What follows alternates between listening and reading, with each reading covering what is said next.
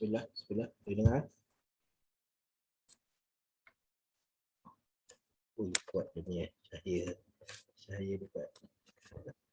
Okey, kejap saya adjust.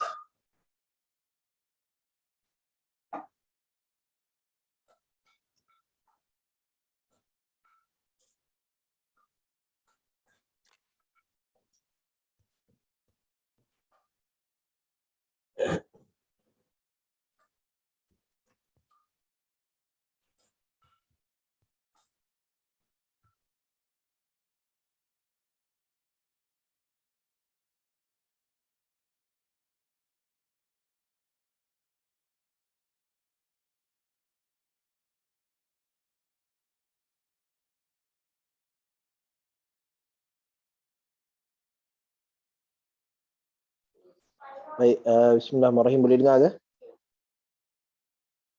Oh, dia kuat.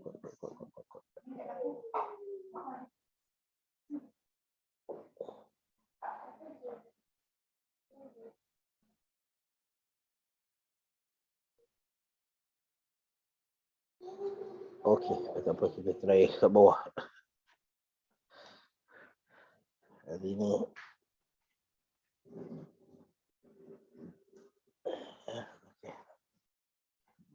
cuba duduk bawah. Alright. Okey. Baik.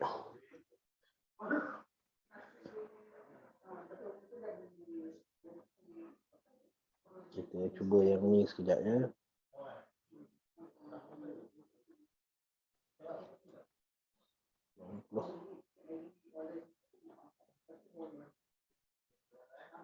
Okey. Allahu Akbar.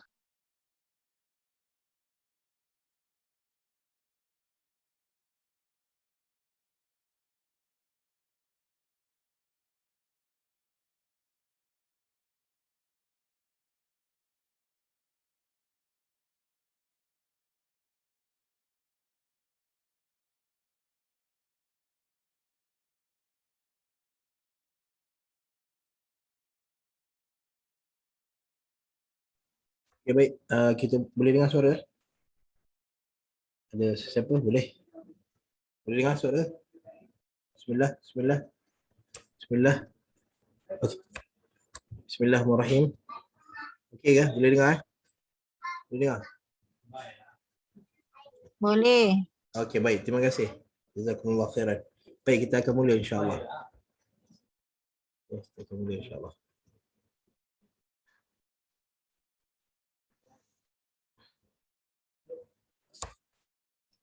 Bagi saya 1 minit je untuk saya setting pen untuk tulis.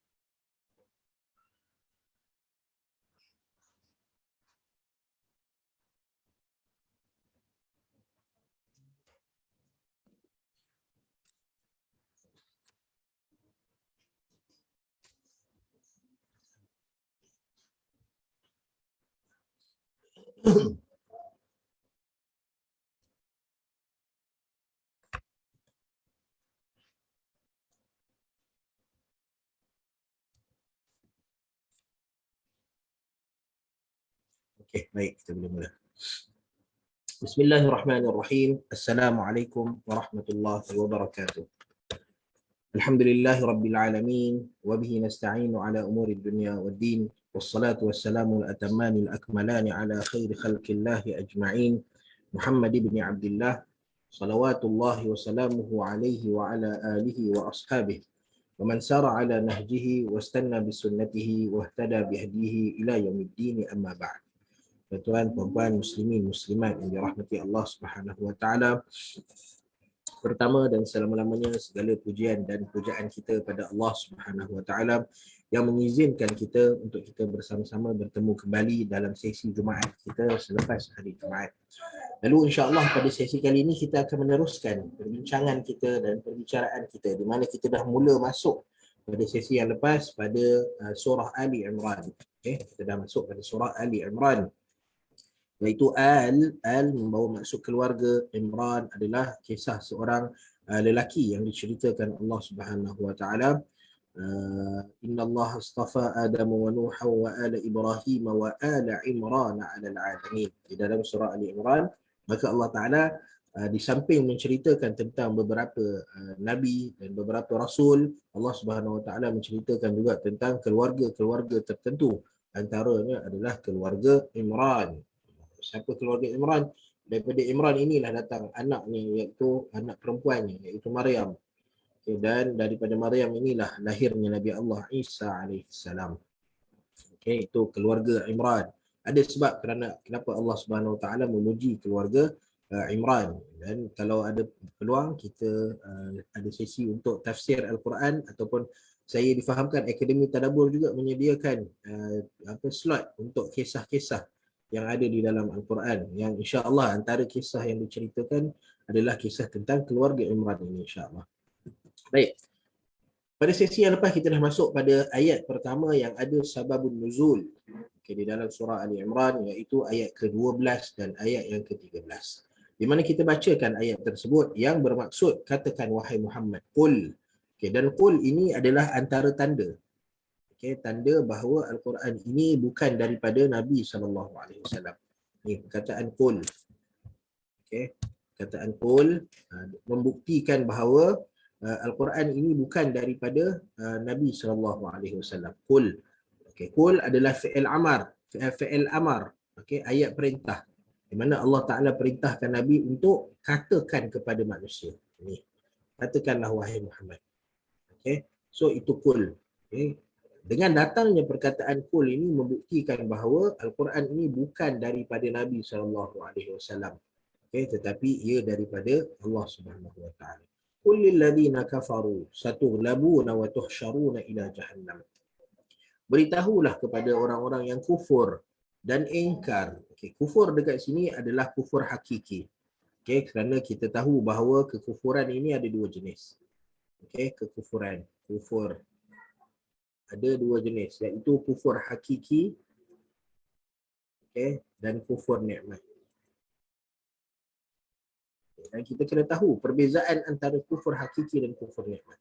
Kufur hakiki, siapa yang ada maka dia bukan seorang Muslim. Nikmat, kufur nikmat ada pada bukan Muslim dan pada Muslim. Okay. Pada Muslim ada, pada bukan Muslim pun ada. Okay, itu kufur nikmat. Okay. Kufur nikmat ni apa dia? Okay, kufur nikmat ini ialah apabila seseorang itu tidak melaksanakan perintah Allah Subhanahu Wa Taala. Kufur hakiki adalah kufur ni dulu. Kufur ni maksudnya keingkaran. Okay, kufur maksudnya ingkar, al-jahdu. Ini al-ingkar. Okay. Asal kepada perkataan kufur ini adalah tutup. Okay, bila kita gali lubang, okay, ini ada tanah, lalu kita gali lubang. Ini tanah, lalu sini ada lubang. So kita gali lubang.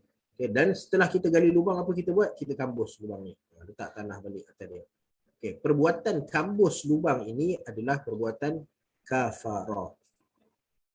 Okay, kafarah, menutup. Okay. Okay. Asal pada nama kafir ini digunakan oleh orang-orang Arab untuk ceritakan tentang petani. Okay.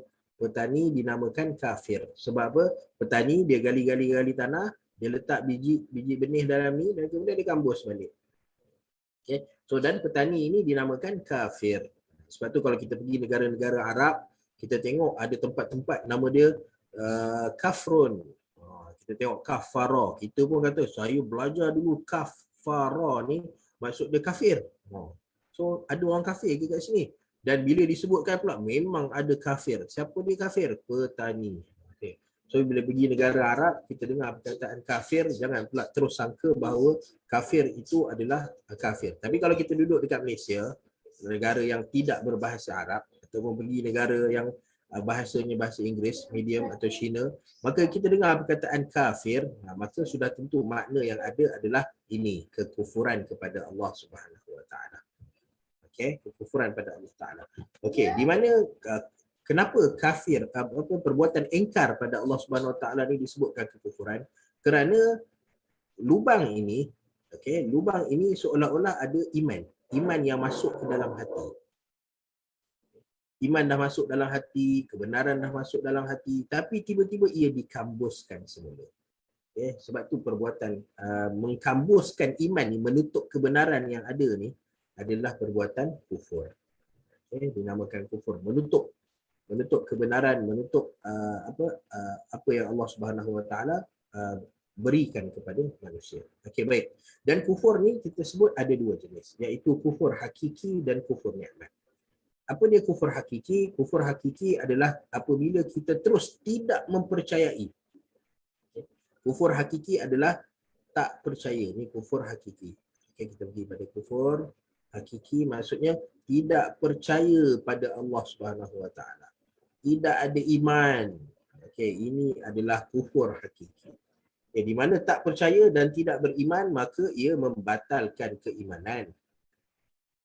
Okay, membatalkan keimanan, lalu dia bukan lagi seorang Muslim.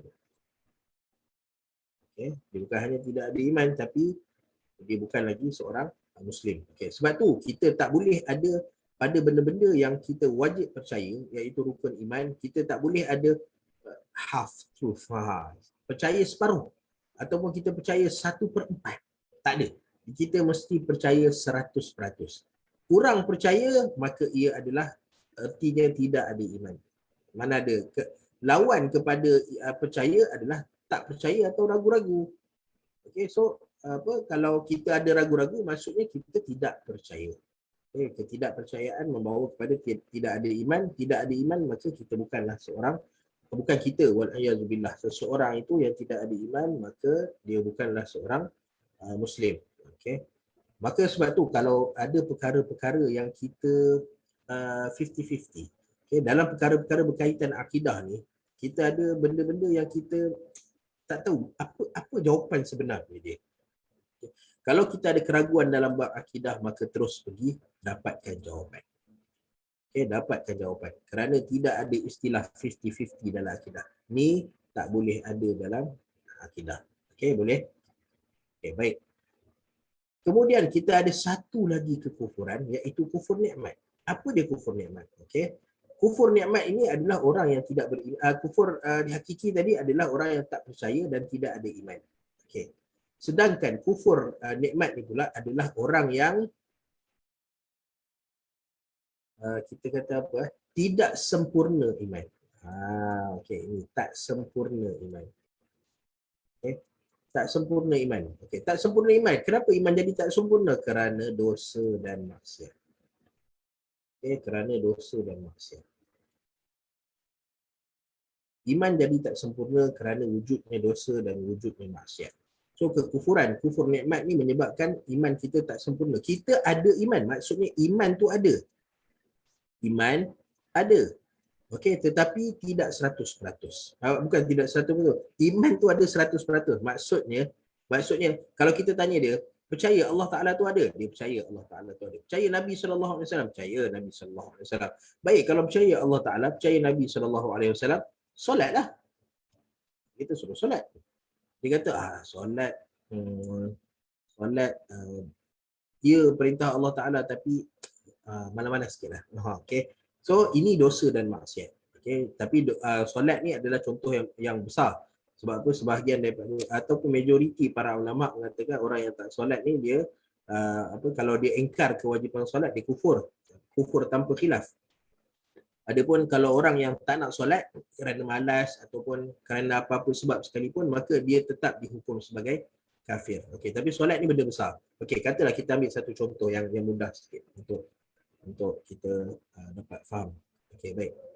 Katalah okey, kita percaya Allah Taala tu ada, percaya Al-Quran turun daripada Allah Ta'ala. Al-Quran adalah kalam Allah Subhanahu Wa Ta'ala. Ya, kita percaya.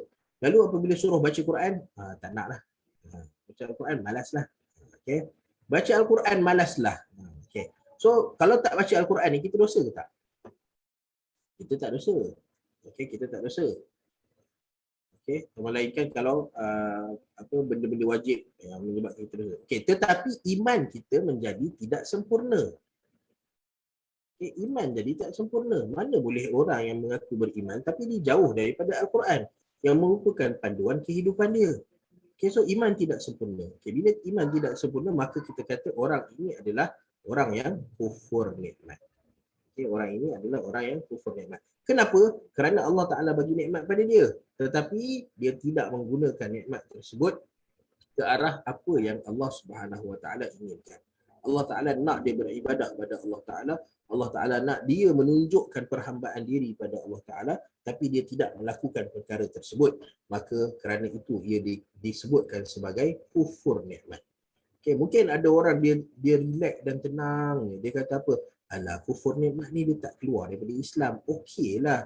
Okey, so kita kena sebutkan bahawa nama yang diberi kepada orang yang engkar nikmat ni ataupun orang yang buat dosa dan maksiat ni adalah kufur.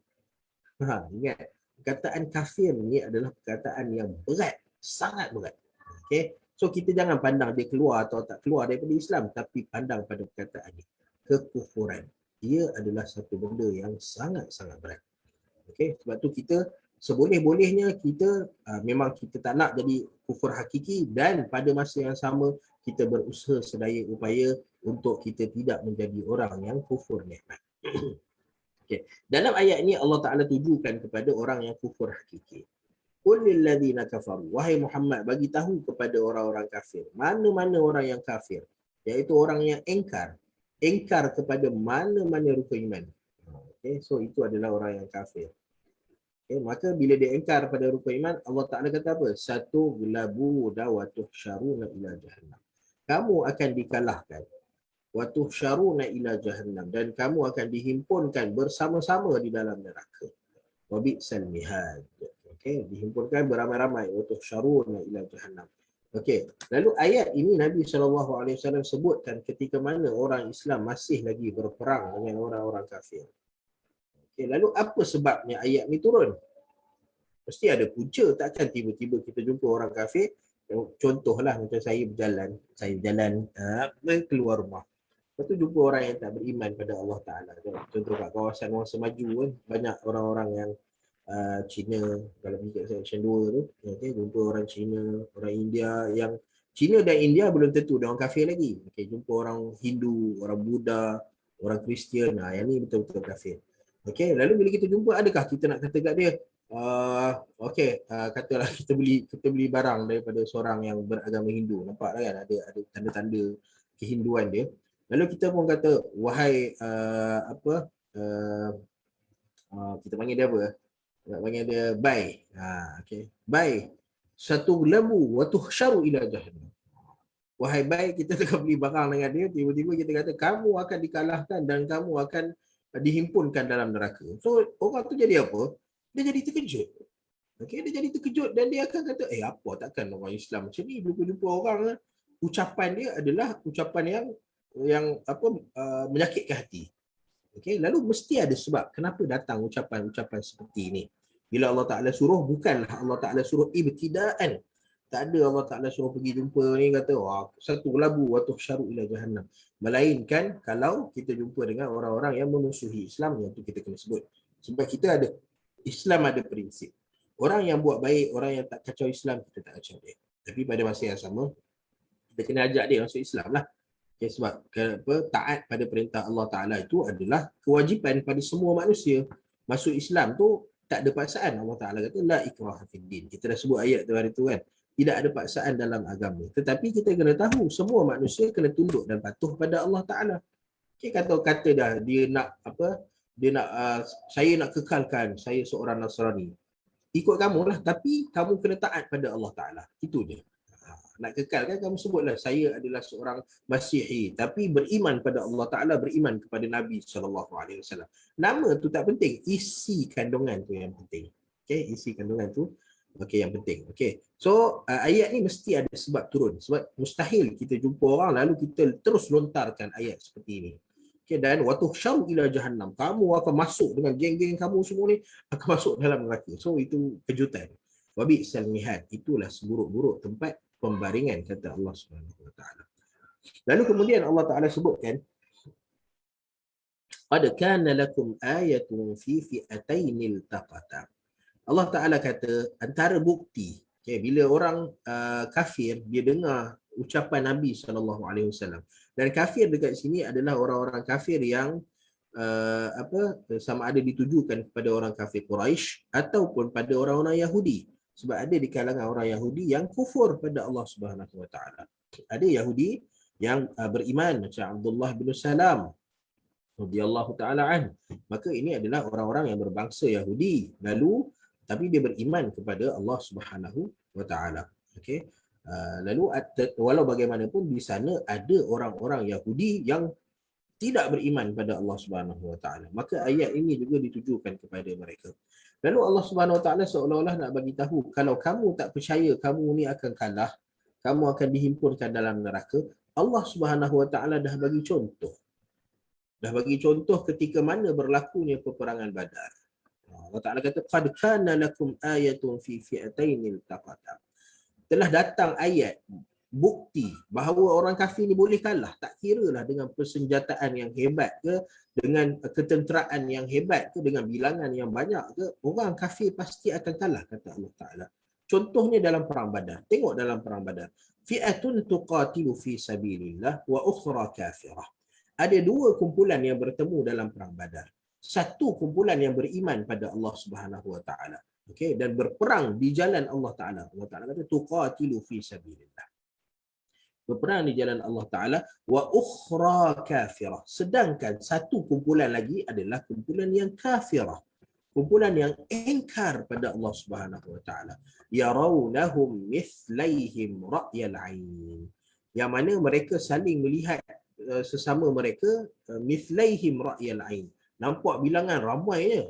Okay. Siapa yang ramai? Orang kafir nampak orang Islam ramai ke, atau orang Islam nampak orang kafir ramai? Okey. Maka dalam peperangan Badar, maka Allah Subhanahu wa taala campakkan ketakutan di dalam diri orang kafir. Okey. Allah Taala campakkan ketakutan. Dalam peperangan Badar, sebelum dia berlaku, apabila orang Islam bertemu dengan orang kafir, ataupun dalam perjalanan orang kafir dan orang Islam ni nak bertemu, okey, maka orang-orang kafir ni dia kita kata apa ketika mana dia bertemu, maka dia rasa hebat. Dia akan kalahkan orang-orang beriman pada Allah Subhanahu wa taala. Dan orang beriman pun dengan semangat dia kata dia akan kalahkan orang-orang kafir ni. Okey. Lalu Allah Subhanahu wa taala bila mereka bertemu je, maka Allah Subhanahu wa taala sebut di dalam surah Al-Anfal, idh yurikumuhum idh iltaqaitum fi a'yunikum qalila wa yuqallilukum fi a'yunihim. Cerita ketika mana mereka nak bertemu, nak berperang ni, maka Allah Taala kata masing-masing melihat lawan dia bilangan yang sedikit. Maksudnya boleh dikalahkan. Orang Islam tengok orang kafir boleh dikalahkan, orang kafir tengok orang Islam boleh dikalahkan. Tetapi apabila peperangan hampir meletus, maka Allah Taala kata apa ni? Yarawnahum mithlaihim ra'yal 'ain. Orang-orang kafir dia melihat orang-orang beriman dengan seolah-olah bilangan orang beriman ni 2 kali ganda lebih ramai daripada mereka. Sebab apa? Nabi SAW menyebutkan antara keistimewaan yang diberi kepada Nabi SAW adalah nusirtu birru'bi masirat syahri. Allah Subhanahu wa taala antara penyebab kepada kemenangan Nabi SAW. Kemenangan Nabi dalam peperangan ialah apabila Allah Subhanahu wa taala meletakkan ketakutan dalam diri musuh-musuh Islam. So orang yang nak pergi perang dengan Nabi, dia nak pergi perang, tapi pada masa yang sama dalam hati dia ada ketakutan kepada Nabi SAW, kegentaran kepada Nabi SAW. Dan ini yang menyebabkan orang-orang kafir tunduk kepada orang Islam. Kerana haibah, kerana aura yang hebat yang ada pada orang-orang Islam. Dan kita boleh tengok pada situasi kita hari ini. Adakah orang kafir ni hebat kerana dia hebat? Kerana dia kuat ke? Kerana dia kaya ke? Okay. Kita tengok berapa ramai orang kaya yang kita boleh tundukkan dia, kita boleh kalahkan dia. Okay, kita ada orang-orang yang rakyat biasa boleh jatuhkan. Walaupun dia kaya, dia berharta, tapi dia tetap dijatuhkan. Ada orang yang kuat, boleh dikalahkan. Okay, tapi orang-orang kafir, adakah mereka kuat dan mereka kaya yang menyebabkan mereka duduk dekat atas? Menyebabkan mereka menindas orang-orang Islam? Tidak. Mereka menindas orang-orang Islam kerana mereka tidak ada rasa takut. Mereka berani nak pijak-pijak orang Islam. Sebab dia orang tahu takkan ada retaliation, takkan ada pembalasan kepada apa yang mereka lakukan. Tetapi kalaulah mereka dapat buat, ada orang Islam yang dapat menggerunkan dan menggentarkan orang kafir, mereka akan mengalah. Bahkan Allah Ta'ala sebut tentang beberapa orang yang kufur pada Allah Ta'ala. La tajidannahum ahrasan nasi ala hayah. Mereka ini adalah orang-orang yang sangat menginginkan kehidupan dan takutkan kematian. So itu perangai, sifat orang kafir itu dia. Tapi bila orang Islam tu sendiri, dia tak ada haibah. Dia tak ada kehebatan yang dia nak tunjukkan depan orang kafir. Nak pakai pakaian yang melambangkan dia seorang Muslim, nak baca Al-Quran, nak ceritakan tentang Islam pada orang bukan Muslim pun dia takut dan dia malu. Macam mana kita nak berbangga dengan kata diri kita sebagai seorang Muslim? Tapi tengok, bila orang Islam tu ada haibah, Allah Ta'ala kata apa? Ya rawnahum mithlaihim ra'yal ain. Maka mereka melihat, orang-orang kafir melihat orang beriman ini seolah-olah 2 kali ganda bilangan mereka. Ra'yal ain, tengok mata dengan mata kasar. Seolah-olah bilangan. Dan itu tidak mustahil juga kerana Allah Subhanahu Wa Taala sebut juga di dalam surah Ali Imran pada ayat-ayat belakang ni. Macam mana Allah Subhanahu Wa Taala datangkan dengan 3,000, dengan 5,000 para malaikat datang untuk berperang bersama dengan Nabi SAW dan orang beriman di dalam perang Badar.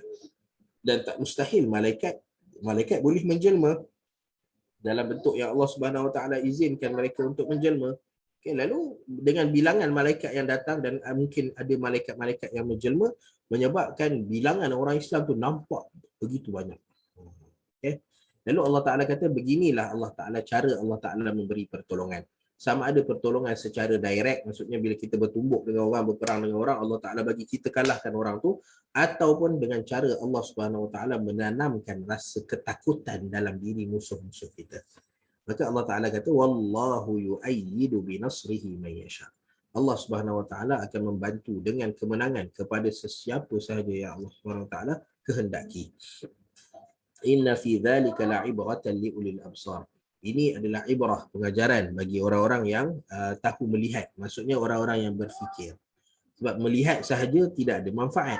Tapi melihat yang menyebabkan kita berfikir, inilah yang ada manfaat.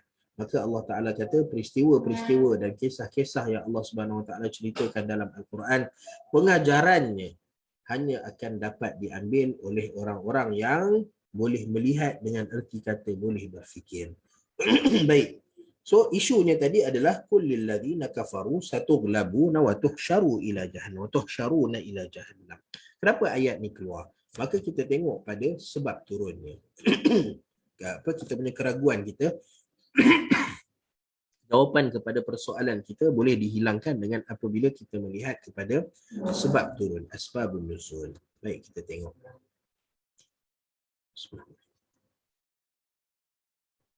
Okey. Sebab turun ayat ini, an Ibni Abbas radhiyallahu taala anhuma, daripada Ibnu Abbas radhiyallahu taala anhuma, qala lamma asaba Rasulullah sallallahu alaihi wasallam Quraisyan yawm Badr wa qadima al-Madinata jama'a al-Yahuda fi suq Bani Qainuqa. Okey. Apabila Nabi SAW pergi berperang dalam peperangan Badar, dan seperti yang kita maklum dalam peperangan Badar orang Islam menang. Walaupun dengan bilangan yang sedikit, persenjataan yang kurang, makanan yang kurang, baju besi yang kurang. Tetapi asabah, Nabi menang. Di mana 70 orang kafir mati dan 70 orang lagi ditawan oleh orang-orang Islam. Lalu Nabi SAW bila dah menang tu, Nabi pulang ke Madinah Al-Munawwarah. Apabila Nabi pulang ke Madinah Al-Munawwarah, maka jama'al Yahud. Nabi himpunkan orang-orang Yahudi. Di mana dekat Madinah pada waktu tu ada 3 kabilah besar orang-orang Yahudi, iaitu Bani Quraidah, Bani Nadir dan Bani Qainuqa. So ini 3 kabilah yang mana orang-orang Yahudi ini dia hebat dalam ekonomi. Okay, Nabi SAW bila nak kumpulkan orang-orang Yahudi, maka dia kumpulkan, baginda kumpulkan dekat mana? Dewan Perniagaan Yahudi. Fi suqi Bani Qainuqa. Okay, Nabi himpunkan mereka di pasar Bani Qainuqa. Salah satu pasar utama ataupun kawasan ekonomi utama di Madinah adalah pasar milik Yahudi Bani Qainuqa. Maka Nabi SAW berkata kepada Yahudi, kepada orang-orang Yahudi depan baginda, Ya ma'syara Yahud, wahai orang-orang Yahudi, aslimu, masuk Islamlah kamu. Qabla an yusibakum mithlu ma asaba Quraisha. Okay. Baik kamu masuk Islam sebelum benda yang jadi pada Quraisy ni jadi pada kamu juga.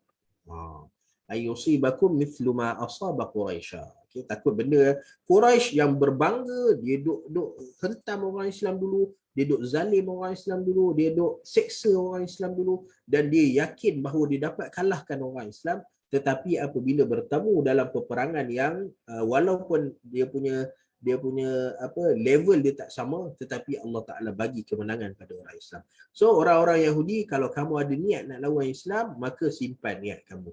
Allah Ta'ala akan kalahkan kamu. Seperti mana Allah Ta'ala kalahkan Quraisy dalam perang Badar. Okay, lalu orang Yahudi dia kata apa? Qalu ya Muhammad.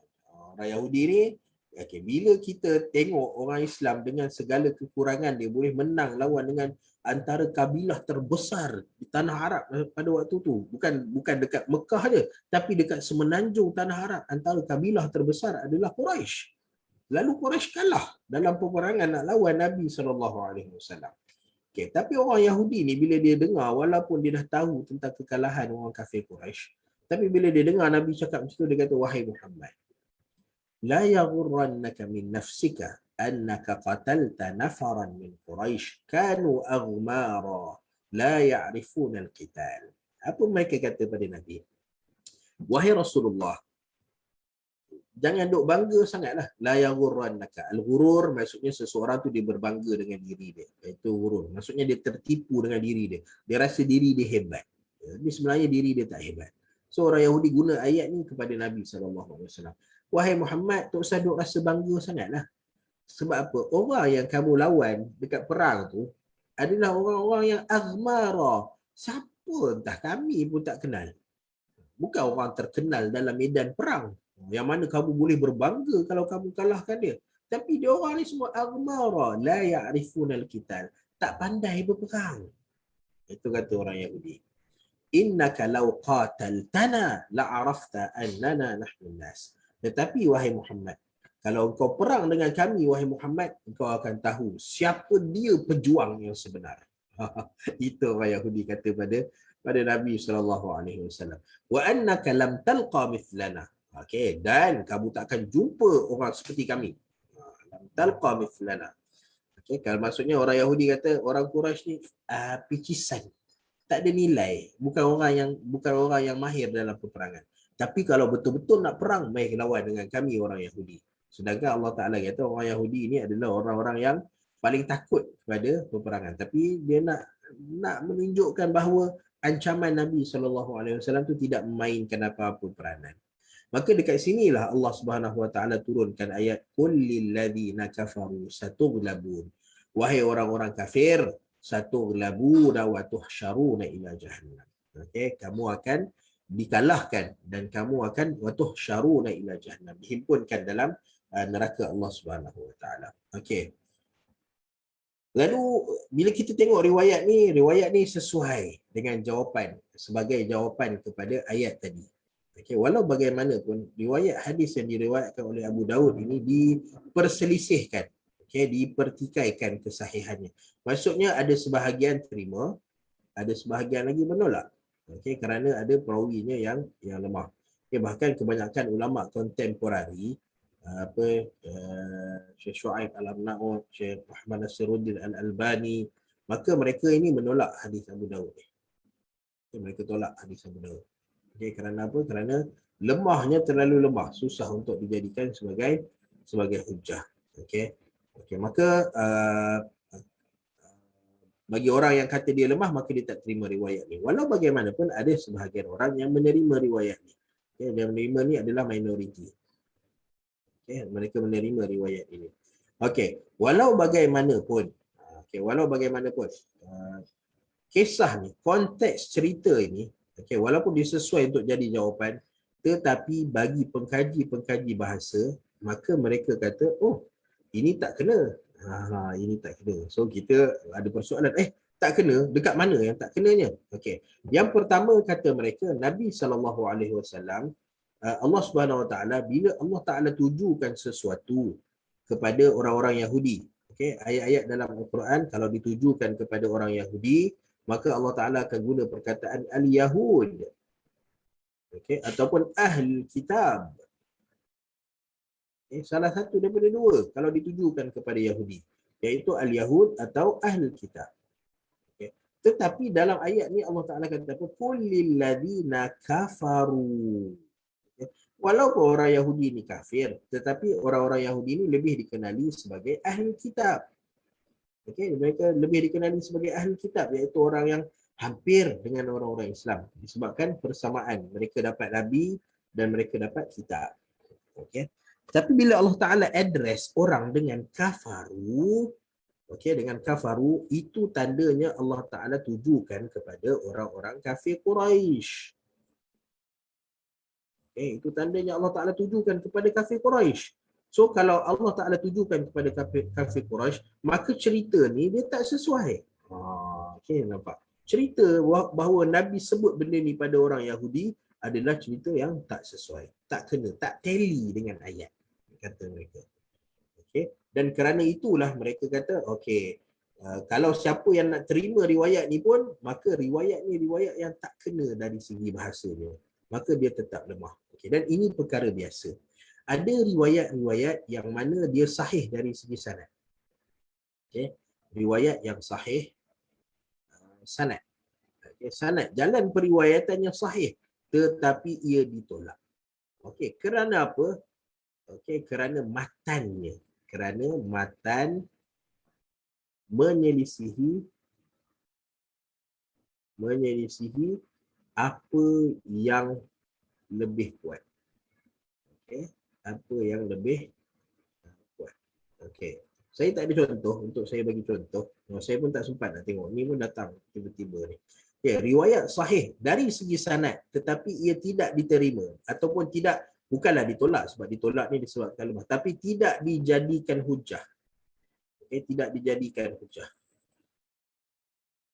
Okay, hujah. Tidak dijadikan, kalau kita nak berbalas hujah dengan orang, hadis ni tidak dijadikan hujah walaupun sanad dia okey. Kerana apa?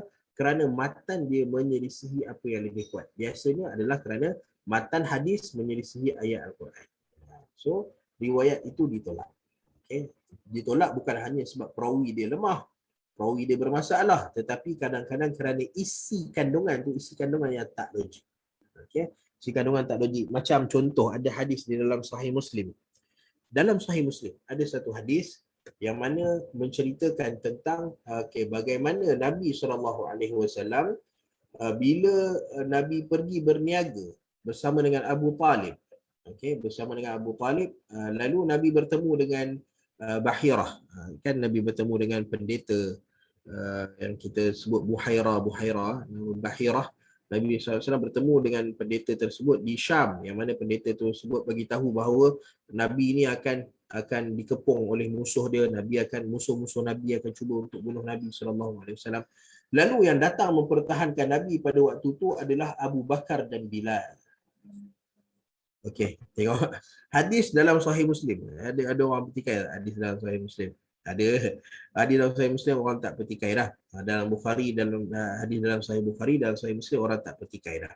Okey, tapi ada satu hadis riwayat dalam Sahih Muslim bahawa Nabi pergi berniaga ke Syam dengan bapa saudara Nabi, Abu Talib. Okey. Nabi pergi berniaga dengan Abu Talib, masa tu belum lagi Nabi ini menjadi seorang Nabi. Okey, Nabi belum jadi seorang Nabi lagi. Okey. Tetapi dalam perjalanan Nabi jumpa dengan Bahirah. Okey, Bahirah iaitu seorang pendeta di Syam, pendeta Syam. Okey. Dan pendeta inilah yang diceritakan nampak awan melindungi Nabi SAW dalam perjalanan baginda. Tetapi apa yang nak disampaikan oleh Bahirah ialah Nabi ini kena ada orang jaga dia. Sebab apa? Sebab ada orang akan bunuh dia, kata Bahirah. Okay, lalu apabila balik ke Makkah Al-Mukarramah ataupun dalam perjalanan Nabi, yang mempertahankan Nabi siapa dia? Yang jadi bodyguard Nabi? Abu Bakar As-Siddiq dan Bilal. Okey. Baik. Abu Bakar dan Bilal, Nabi belum jadi Nabi lagi. Macam mana diorang ni boleh mempertahankan Nabi SAW? Okay, Abu Bakar Siddiq pun ada kerja dia juga. Mungkin Nabi dengan Abu Bakar dah berkawan. Okay, tapi takkan Abu Bakar yang juga seorang peniaga, dia ikut Abu Talib pergi Syam. Mesti dia ada perniagaan dia sendiri. Dan Bilal ni pula, dia adalah hamba kepada Umayyah bin Khalaf. Dia bukannya orang yang boleh bergerak sesuka hati ke mana sahaja yang dia nak. Okay, dan kita pun tak tahu usia Bilal macam mana. Okay, so dalam riwayat Muslim tu, ramai daripada ahli hadis yang tolak ni riwayat Muslim kat ujung ni. Dia kata sebab tak kena dengan cerita tarikh, tak kena dengan sejarah, tak tehli dengan sejarah, lalu mereka tolak.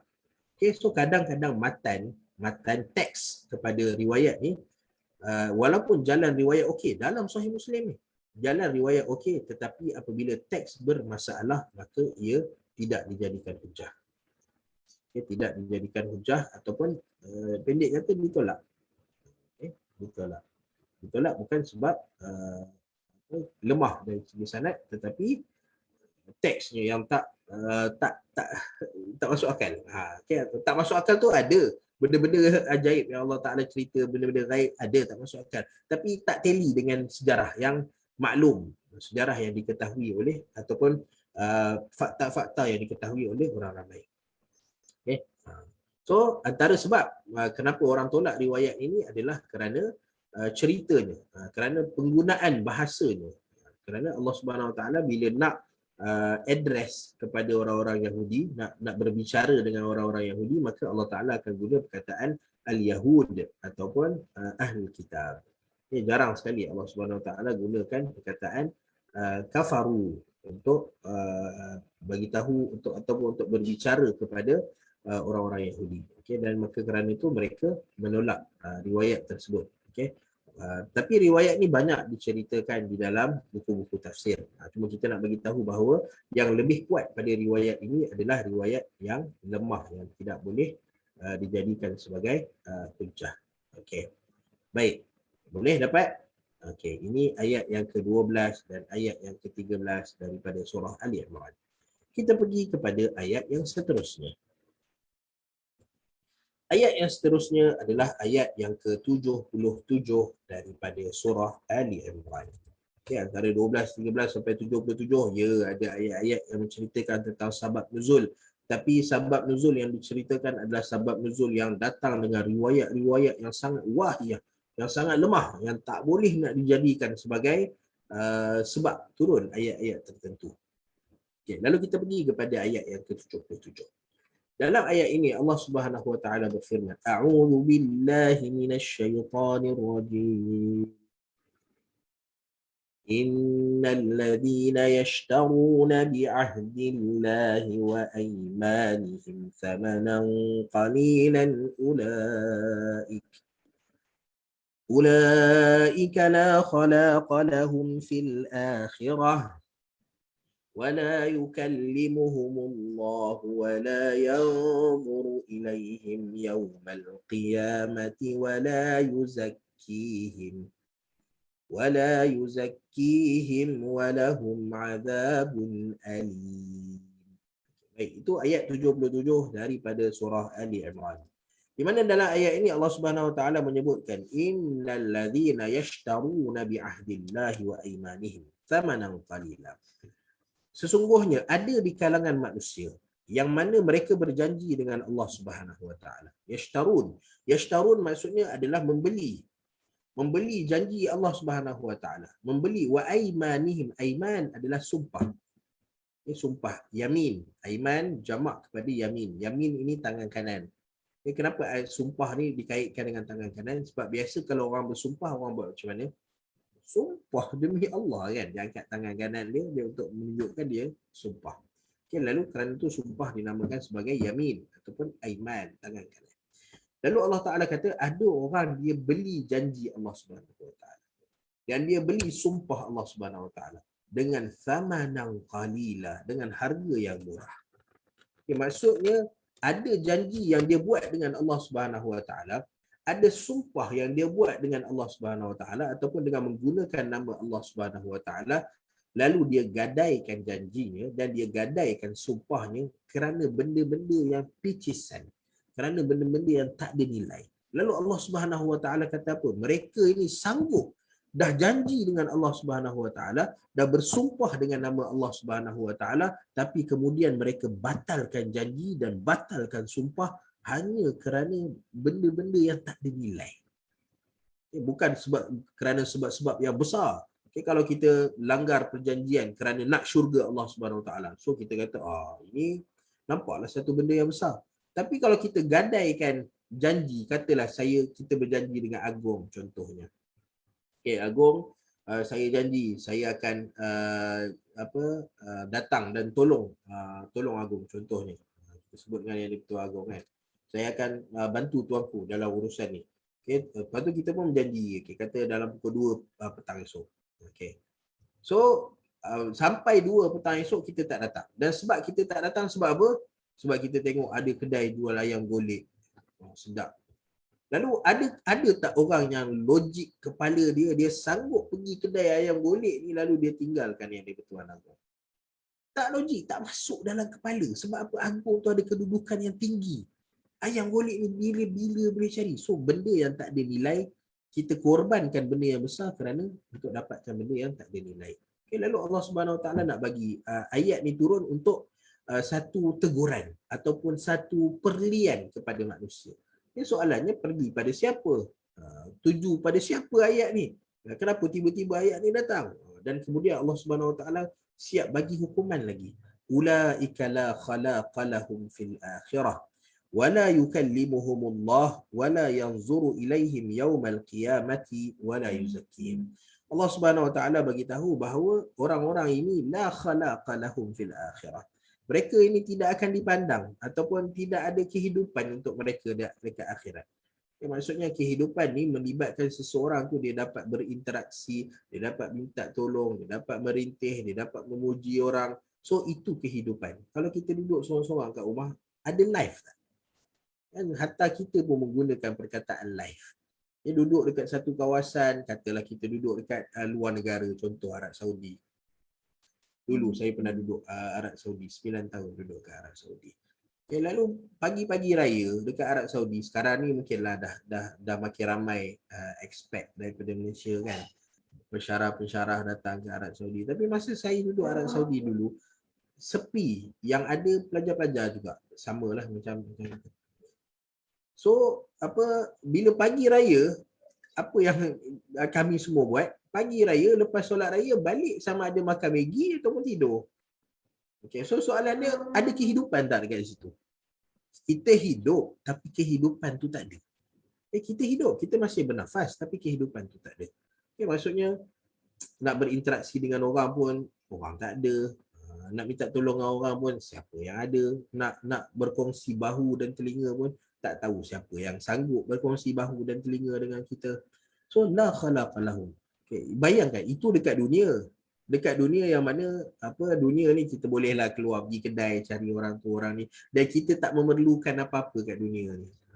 Jadi kalau kita katalah dah terdesak sangat mesti akan ada orang tolong kita. Tapi bayangkan kalau dekat hari akhirat di mana kita sedang menuju ke salah satu daripada dua tempat, syurga atau neraka. Tiba-tiba tak ada kehidupan. Orang tak peduli pada kita, deserted. Orang tolak tepi, isolated kan. Kita dianak tirikan, kita dikuarantin kan. Tak ada orang nak layan dengan kita. Bayangkan keadaan kita pada waktu tu. Di mana kita tengah nak mengharapkan syafaat Nabi SAW. Kita mengharapkan rahmat Allah Subhanahu Wa Taala pada waktu tu. Tapi la khalaqa lahum. Tak ada orang nak layan kita. Kita tahu keadaan bagaimana dahsyatnya. Wala yukallimuhumullah. Dan kalau kita nak berbicara dengan Allah Ta'ala, nak merayu pada Allah Ta'ala, nak minta pengampunan daripada Allah Ta'ala, Allah Ta'ala la yukallimuhumullah. Allah Subhanahu Wa Ta'ala tidak akan berbicara dengan kita. Okey. Wala yanzuru ilaihim yaumal qiyamah. Bukan setakat tak berbicara je, tetapi Allah Subhanahu Wa Ta'ala juga tidak wala yanzuru ilaihim yaumal qiyamah. Allah Taala tidak akan memandang kepada orang tersebut pada hari kiamat. Okey. Wala yuzakkihim, dan Allah Subhanahu Wa Taala tidak akan menyucikan mereka. Okay, maksudnya tidak menyucikan kalau diri mereka datang dengan kesalahan, dengan dosa-dosa.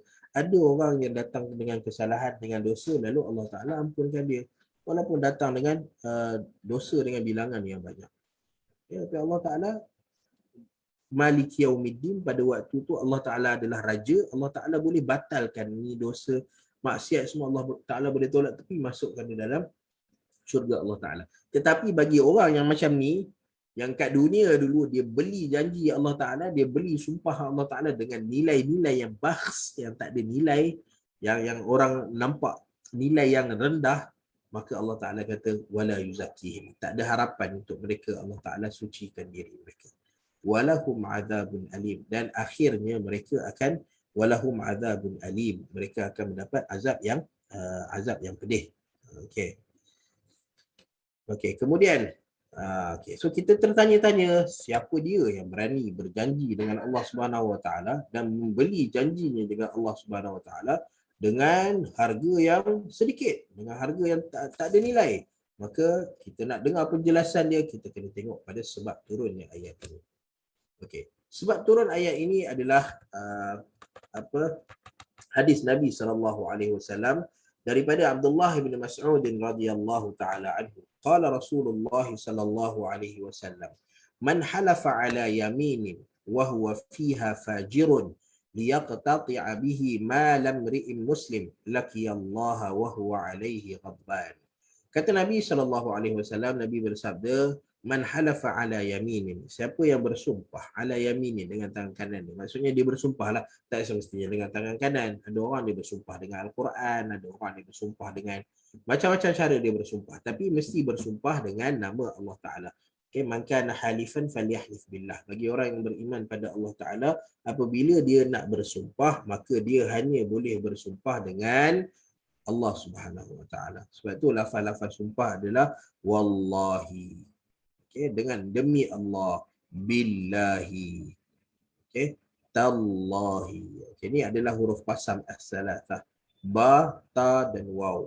Okay, bila kita nak bersumpah, maka warabbil Ka'bah contohnya. Banyak orang-orang Arab bila nak bersumpah warabbul Ka'bah ataupun warabbil Ka'bata, warabbil Ka'bati. Okay, warabbi. Warabbi maksudnya demi Tuhan Ka'bah. Okay, Allah Subhanahu Wa Ta'ala. Ataupun Nabi SAW, antara sumpah yang Nabi SAW gunakan adalah wallazi nafsi biyadih. Okay, demi yang jiwaku berada di tangannya, iaitu Allah Subhanahu Wa Taala. Okay, wallazi nafsi biyadih. Okay, so ini adalah lafaz-lafaz sumpah. Bagi orang yang beriman pada Allah Taala, dia nak bersumpah, maka hanya boleh bersumpah dengan nama Allah Taala. Okay, jangan bersumpah dengan anak ke, dengan ibu bapa ke, jangan bersumpah dengan mana-mana makhluk Allah Taala. Kita hanya boleh bersumpah dengan nama Allah Subhanahu Wa Taala. Baik, man halafa ala yaminin, siapa yang bersumpah dengan satu sumpahan, apa-apa sumpahan, wa huwa fiha fajirun, sedangkan dia adalah seorang yang fajir. Okey, maksud fajir dekat sini adalah dia bersumpah tetapi dalam hati dia, sumpah dia adalah kerana dia nak buat sesuatu yang dosa. Okay, sesuatu maksiat. Okay, sesuatu perkara yang jahat. Okay. So itu maksud fajir. Wa huwa fiha fajirun. Dia bersumpah dalam keadaan dia sudah berniat untuk buat jahat. Tapi dia buat sumpah dia untuk seolah-olah nak membolehkan kejahatan itu berlaku. Okay. Liyaqtati'a bihi ma lam ri'in muslim. Tujuan dia bersumpah itu adalah supaya dia berjaya mendapatkan mana-mana harta orang beriman. Okay. Contoh bila dia bergaduh ke, orang berebut saham, orang berebut syarikat, orang berebut aset, anak-anak berebut faraid. Okay. Lalu berlakulah sumpah. Demi Allah, dulu orang ni kata dia nak bagi kat aku. Demi Allah, orang ni buat macam ni. So, sumpah dia bersumpah dengan nama Allah Ta'ala. Dan dia tahu bahawa dia berbohong. Okay. Dia tahu dia berbohong. Okay. Atau dia menipu. Okay. Ataupun dia cuba untuk menipu. Okey. Liyaqtati'a bihi mal laqiyallaha wa huwa alaihi ghadban. Dia akan bertemu Allah Subhanahu Wa Taala pada hari akhirat nanti dalam keadaan Allah Taala amat murka. Amat murka, ghadban, amat murka, amat marah kepada dia. Okey, so kita berhati-hati. Kadang-kadang kita berurusan dengan orang. Kita berurusan dengan orang, orang tuduh kita buat apa? Kita buat salah. Kita buat salah tapi kita takut kita dihukum. Lalu apabila kita takut dihukum, kita pun letak kesalahan pada orang lain sekali dengan sumpah kita. Demi Allah aku tak buat benda ni. Dia ni lah buat. Demi Allah aku tak buat benda ni. So berapa banyak sumpah yang kita buat dan sumpah itu adalah sumpah yang bohong. Okay? Dan kita melakukan sumpah itu sebab apa? Sama ada kerana nak dapatkan kebaikan ataupun nak mengelak kemudaratan pada diri kita. Dan sumpah itu adalah sumpah yang palsu. Maka laqiyallaha wa huwa alaihi ghadban. Dia akan bertemu Allah Taala dalam keadaan Allah Taala amat murka pada dia. Faqala al-Ash'ath. Okey, kata Abdullah bin Mas'ud, al-Ash'ath, seorang sahabat Nabi, al-Ash'ath berkata, "Fiyya wallahi kana dhalik." Okey, ayat ini turun kepada aku, fiyya, turun kepada aku, wallahi kana dhalik. Demi Allah, ada dia bersumpah ni. Okey, tapi bukan sumpah ni yang kita nak cerita. Wallahi kana dhalik. Okey, demi Allah, ayat ni memang turun pada aku, kata al-Ash'ath. Okey, kana baini wa baina rajulin minal yahudi ardun. Aku pernah berselisih ataupun ada pertikaian antara aku dengan seorang lelaki daripada Yahudi berkenaan dengan sebidang tanah. Okey. Dia orang Ansar dan orang Yahudi, mungkin sama-sama dulu partnership buka syarikat. Lalu beli satu tanah. So bila beli satu tanah ni, maka bila seorang ni masuk Islam, yang ni tak masuk Islam, maka nak bahagikan tanah tersebut. Lalu ketika mana mereka nak bahagikan, maka fajahadani. Orang Yahudi tu kata kepada orang Islam ni, kepada Al-Ash'ath ni, dia kata apa? Dia kata, oh kau tak ada hak atas tanah ni. Mungkin kerana dia yang usahakan tanah ke, ataupun dia yang bayar premium cukai tanah ke tiap-tiap tahun, contohnya. Okey, so tapi orang Yahudi ni kata engkau tak ada hak langsung atas tanah ni. Fajahadani. Okey, lalu Ash'ath ni tak puas hati. Maka faqaddamtuhu ila Nabi sallallahu alaihi wasallam. Maka aku tarik dia, aku bawa dia jumpa Nabi sallallahu alaihi wasallam. Tarik orang Yahudi, bawa jumpa Nabi. Faqala li Rasulullah sallallahu alaihi wasallam. Maka Rasulullah berkata kepada aku, kata Al-Ash'ath, alaka bayyinah, wahai Ash'ath, kamu ada bukti ke tanah ni milik kamu? Kan? Okey, padahal ada partnership. Okey. Dan partnership ni sepatutnya dia berekod. Sebab apa? Hatta dalam kes hutang-hutang sekalipun, maka Allah Ta'ala kata, ya ayyuhalladzina amanu idza tadayantum bidainin ila ajalin musamman faktubuh. Tulis. Sebab apa? Dia menjadi bukti, sesuatu yang direkodkan. Okey. Alaka bayyinah. Maka Nabi tanya kepada Al-Ash'ath, wahai Al-Ash'ath, kamu ada bukti ke tanah ni milik kamu? Qultu, maka Al-Ash'ath kata, aku berkata pada Nabi, tak ada. Tak ada bukti. Maksudnya mereka beli ataupun mereka buat perjanjian di atas tanah tu dengan Ailio. Okey, qala, ataupun perjanjian lisan. Bukan Ailio, perjanjian lisan. Nampak sopan sikit. Qultu la. Okey, aku berkata tak ada, wahai Rasulullah, tak ada perjanjian, tak ada bukti pun nak membuktikan tanah ni aku ada hak kat atas tanah ni. Faqala lil yahudi. Maka Nabi SAW kata kepada orang Yahudi ni, ihlif, bersumpahlah. Bersumpahlah dengan nama Allah Ta'ala bahawa tanah ni semua milik hang dan tak ada sikit pun ia menjadi dia kepunyaan Al-Ash'ath ni. Qala qultu, kata Abdullah bin Mas'ud ataupun kata Al-Ash'ath, qultu, aku berkata, wahai Rasulullah, wahai Rasulullah, idzan yahlifu wa yadhhab bimali. Wahai Rasulullah, kalau kau suruh dia bersumpah, dia akan bersumpah semua harta ni milik dia. Lepas tu dia bawa lah pergi semua harta ni. Al-Ash'ath mengadu kepada Nabi SAW. Kalau dekat Al-Ash'ath tu Rasulullah SAW minta bukti. Tetapi pada Yahudi, Nabi SAW suruh ihlif. Okay. Sebab apa? Okay. Sebab Nabi SAW berkata, al-bayyinatu 'alal mudda'i wal yaminu 'ala man ankar.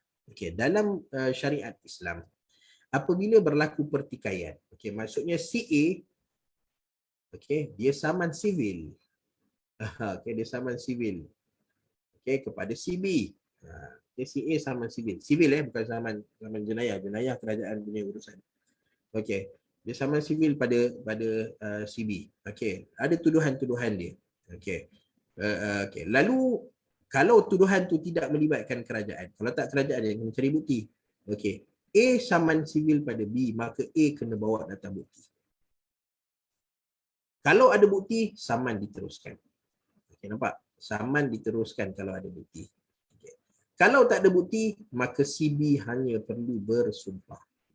Okey. Sumpah apabila tidak ada bukti. Ingat bersumpah ni hanya berlaku apabila tidak ada bukti.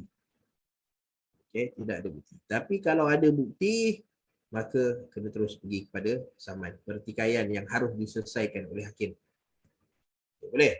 Kalau tak hakim ambil, senang je. Nabi kata al-bayyinatu 'alal mudda'i wa illa al-yaminu 'ala man ankar. Kalau dia tak dapat bawa data bukti, maka orang yang dituduh ni, orang yang disaman ni, dia hanya perlu bersumpah sahaja. Boleh? Sebab tu dalam mahkamah, ni saya bukan peguam, tapi kita tahu proses. Dalam mahkamah, benda yang perlu dibuat pertama sekali sebelum masuk ke saman ni adalah membatalkan bukti ni. Bukti boleh terima ke tak boleh terima? Bukti boleh terima sebagai bukti ke tak? Sebab kalau tak ada bukti, senang kerja. Si EB ni lagi senang untuk lepas. Tetapi kalau ada bukti, maka terus pergi kepada saman. Sebab tu kalau kita nak menuduh orang, nak mencalarkan maruah seseorang, maka sediakan bukti. Sediakan bukti. Hatta kalau kita nak kata dia berbohong ke, dia merompak ke, dia mencuri ke, sekecil-kecil benda sekalipun, maka sediakan bukti. Tak ada bukti, jangan masuk campur. Okey, ini banyak terjadi. Banyak terjadi ialah apabila ada berita masuk dalam paper, Fulan ibnu Fulan merompak, Fulan ibnu Fulan mencuri. Okey, lalu yang tengah buat kes ni adalah pendakwa raya. Okey, pendakwa raya ataupun mana-mana orang yang menuduh.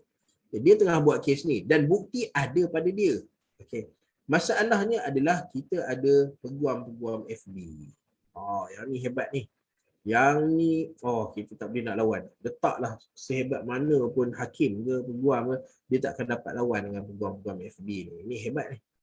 Okey, di mana mereka ni bukti tak ada. Tak ada bukti. Tapi hukum ada. Ini ajaibnya. Hukum ada. So ini ajaibnya peguam-peguam FB yang mana mereka boleh menilai kesalahan seseorang tanpa perlu pada bukti. Dan ini salah dalam syariat. Ini salah dalam syariat. Bahkan pada hari akhirat, kerana tuduhan mereka yang tanpa bukti ni, orang yang mereka tuduh ni, yang mereka hukum ni, dia boleh tuntut balas balik. Dekat dunia ni memanglah kena tunggu masuk mahkamah. Tapi mahkamah Allah Ta'ala semua berekod. Semua berekod. Sekecil-kecil benda pun berekod. Sebab tu hati-hati. Jangan daftar jadi peguam FB. Tolonglah, jangan daftar jadi peguam FB. Kita tengah tak ada dosa, tengah cuba kumpul pahala, tapi kerana pendaftaran kita sebagai peguam FB, bayangkan berapa banyak dosa kita kumpul. Berapa banyak dosa kita kumpul. Ya, mungkin orang ni salah. Orang ni mungkin salah. Tapi bukan kerja kita. Sebab apa? Kita tak ada bukti. Bukan kerja kita nak bagi tahu dia salah ke, dia menipu ke, dia langgar peraturan ke, langgar SOP ke. Bukan kerja kita. Jadi kalau ada bukti, serahkan kepada autoriti. Settle. Tugas kita dah selesai. Sebab kalau kita pegang bukti banyak-banyak pun, kita bukan boleh hukum. Yang boleh hukum adalah hakim. Sebab tu nama dia hakim.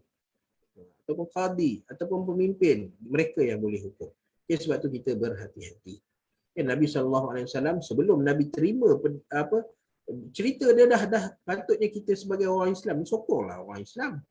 Nabi SAW ada Al-Ash'ath ni seorang sahabat Nabi SAW, dan dia bawa datang dengan siapa? Yahudi, orang yang nak bunuh Nabi SAW. Tapi Nabi kata kepada Al-Ash'ath ni, kamu nak tuduh orang, bawa main bukti. Mana boleh main lempar tuduhan macam tu je. So bila Al-Ash'ath kata tak ada bukti, maka Nabi kata, wahai Yahudi, bersumpahlah.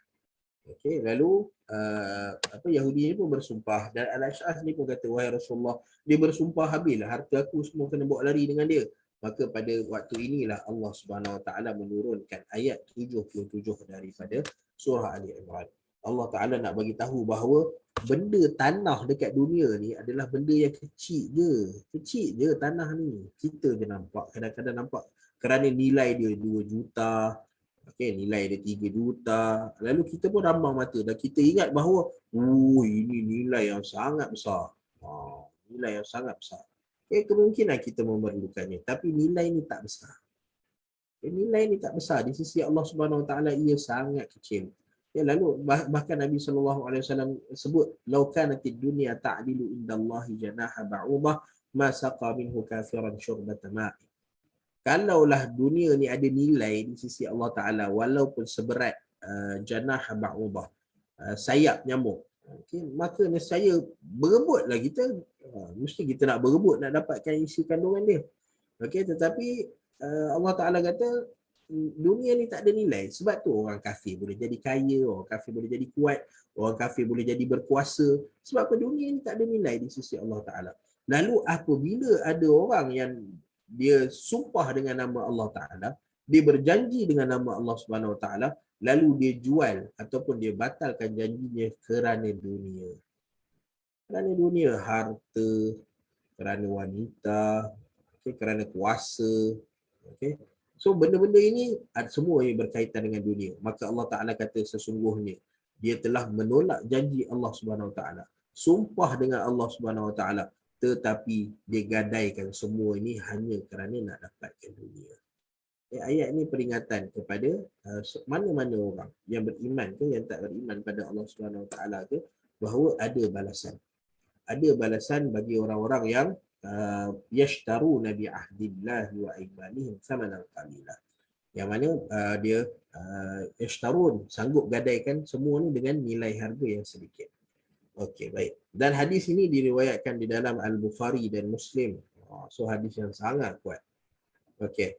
Okey, saya nak sentuh sikit tentang satu riwayat yang sama dengan bentuk ayat ni.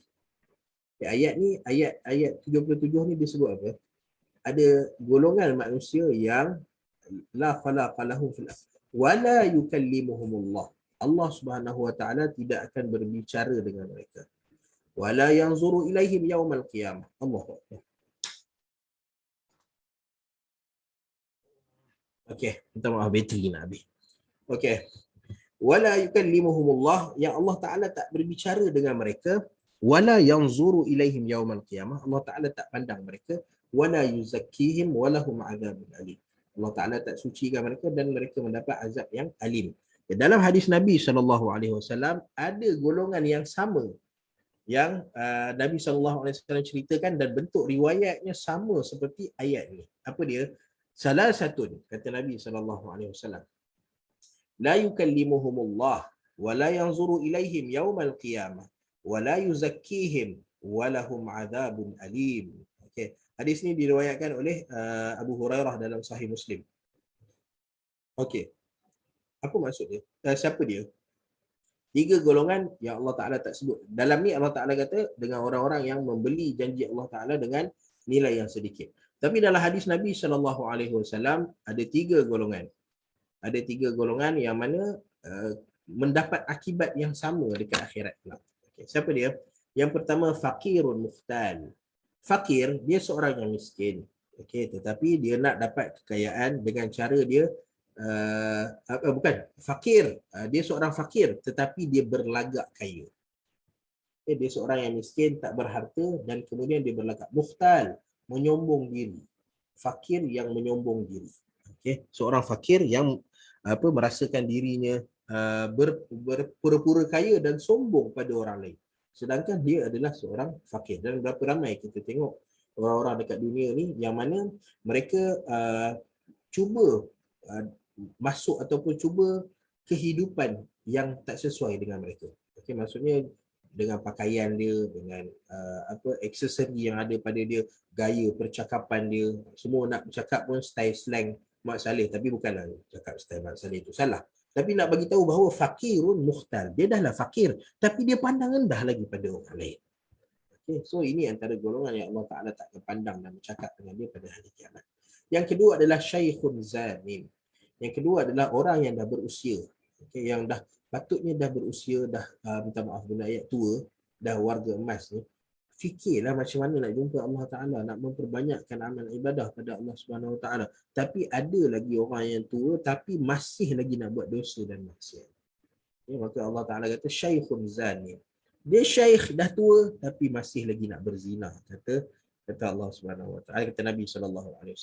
Dan yang ketiga adalah wa malikun kadzab, dan seorang pemimpin, seorang raja yang menipu rakyat dia, kadzab, yang menipu. So ini tiga golongan sama kesan dia, iaitu Allah Ta'ala tak akan bercakap dengan dia pada hari kiamat, Allah Ta'ala tak pandang pun pada dia, walahum azabun alim, dan bagi dia adalah azab yang pedih, kata Nabi SAW. Okay, so kita berhati-hati pada diri kita dengan sentiasa melihat kekurangan pada diri kita, ataupun sentiasa melihat orang yang tidak dapat nikmat sama macam kita, kerana itu ajdaru alla tazdari nikmatallahi alaik. Okay, so, kita nak dapat rasa nilai nikmat Allah Ta'ala pada kita apabila kita melihat kepada orang yang tak ada nikmat. Tapi kalau kita duk sentiasa pandang orang yang atas, kita akan pijak orang di bawah, kita akan pandang rendah pada orang di bawah. Okay, dan kerana itu Nabi SAW bagi tahu ini hukuman dia. Okey, ini hukuman dia. Okey, baik, itu ayat 77. Okey, kita pergi pada ayat yang seterusnya. Okey, ayat 86 sehingga ayat 89, dan insya-Allah kita akan habis dengan ayat ini insya-Allah. Okey. Allah Subhanahu Wa Taala berfirman di dalam ayat 86 hingga ayat 89. A'udzubillahi minasyaitonir rajim. كيف يهدي الله قوما كفروا بعد إيمانهم وشهدوا أن الرسول حق وجاءهم البينات والله لا يهدي القوم الظالمين أولئك جزاؤهم أن عليهم لعنة الله والملائكة والناس أجمعين خالدين فيها لا يخفف عنهم العذاب ولا هم ينظرون إلا الذين تابوا من بعد ذلك وأصلحوا فإن الله غفور رحيم. Baik. Dalam ayat ni Allah Subhanahu Wa Taala menceritakan kepada kita kaifa yahdillahu qauma kafaru ba'da imanihim.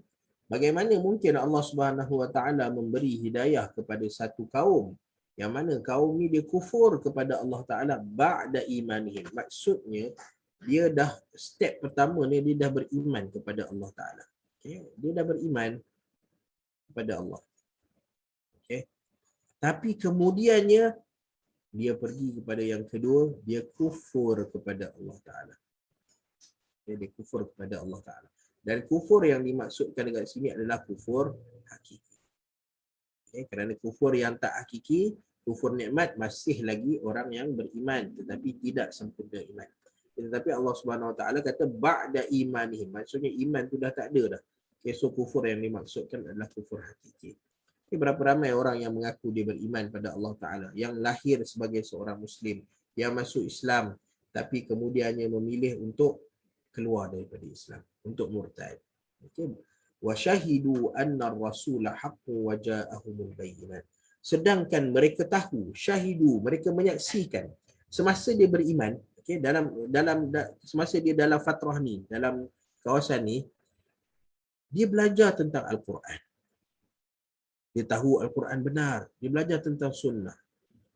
Dia tahu sunnah tu benar, Nabi SAW tu benar, Allah Ta'ala tu benar, semua dia tahu kebenaran.